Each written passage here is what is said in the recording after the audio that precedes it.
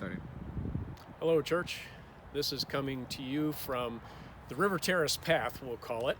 And it's going to be the site of a Holy Week journey that Shalom and others have put together for this coming Sunday after the second service. Starts around noon. So make sure to check that out, take that in. This is mostly about a worship update, what the plans are going ahead.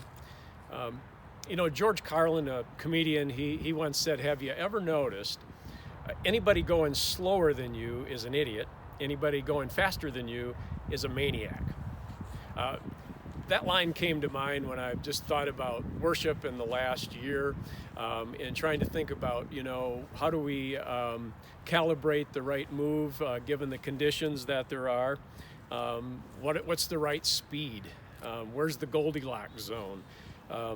Kind of hard to know that. And what I've come to is to think, instead of focusing so much on the speed, let's focus on who's in the car and where we're going. Who's in the car? How can we reconnect, regather as we come out of COVID? And also, where are we going?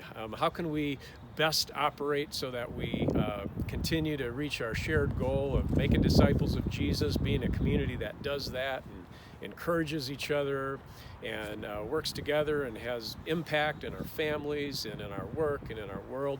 So those things are things that we can focus on.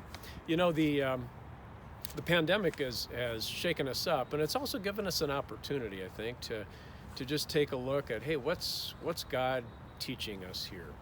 How's God humbling us? Where's God showing us opportunities? Things that we can all pray about and things that we can all think about and work on. Okay, now to worship specifics, kind of short term. Over the last year, we have made many changes. We went from a year ago, it was all online, pre-recorded. Just a few weeks ago, we added an 11:15, kind of a short outdoor, family-oriented type offering. And there's just a lot of changes going on. All along, our goal as council and staff has been to provide what seem to be responsible options, and that's what we'll keep on doing going forward. I'll be the last to say we've done that perfectly, and the first to say we've done our best.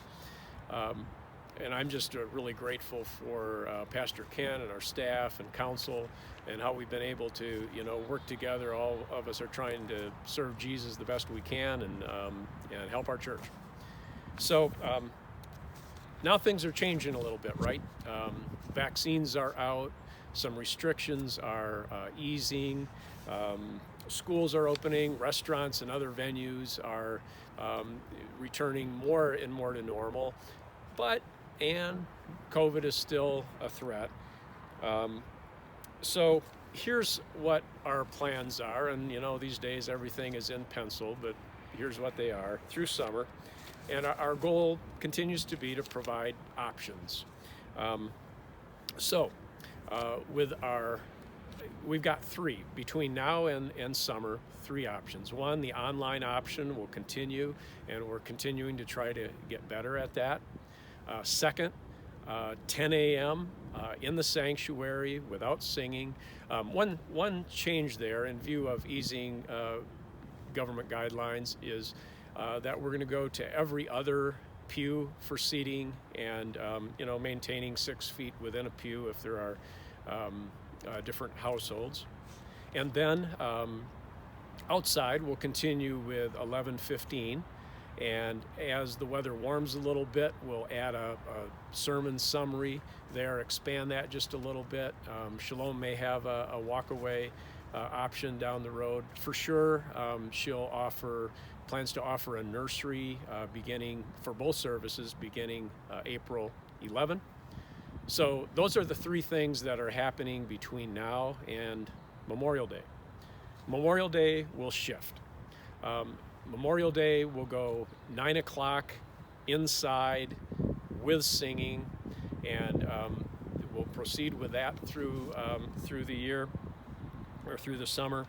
We'll also have an outside service, a full service like we did last summer at 10:30. And then we'll have a coffee time, kind of a fellowship time in between from 10 to 10:30. So that's just looking ahead to summer. Now we'll backtrack to this coming week. Monday, Thursday, 7 o'clock, we'll focus on Jesus' death for us and celebrate the Lord's Supper together. And then Easter Sunday, 10 o'clock in the sanctuary. And I just want to say a special thanks to Derek. For about 6 months, he's been leading the music in person inside and done a great job for all of us, and just really grateful. And also grateful that this Easter, Lori will be back on the organ, and that'll be a nice special ad for that Sunday. And then also at 11:15 on Easter, we'll have an outside service, and we will have a tent so that even if it rains, we will be able to go ahead and have an outside Easter service. So that's what's coming up there. Just want to, remind you and encourage you to bring a friend, or if an online mode works better, to offer here's our link. So wrap it up.